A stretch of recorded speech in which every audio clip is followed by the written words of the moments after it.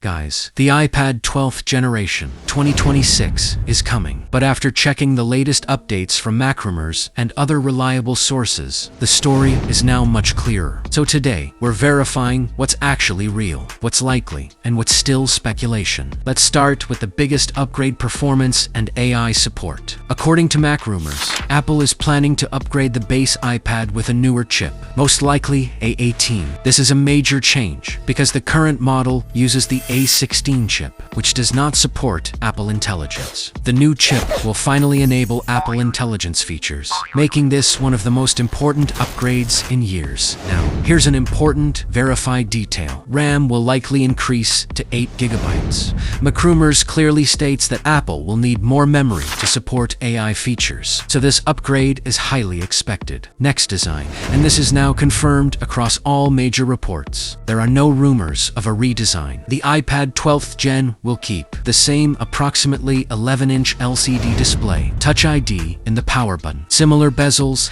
and overall look. This means no old, no promotion, and no major visual changes. Now, let's talk about the display quality, because this is important. Macrumors confirms that the base iPad will still use a non-emanated LCD panel, meaning it won't match the display quality of iPad Air or Pro models. So, while performance improves, the display remains basic. Next story. Apple has already moved to 128 gigabytes base storage in current models, and reports suggest this will continue in 2026. There is no indication of a downgrade or major change, here just consistency. Now, let's move to connectivity, where things get interesting. Macrumors suggests possible upgrades, like Wi-Fi 6E and Bluetooth 6, possibly Apple's own modem for cellular models. However, here's the correction.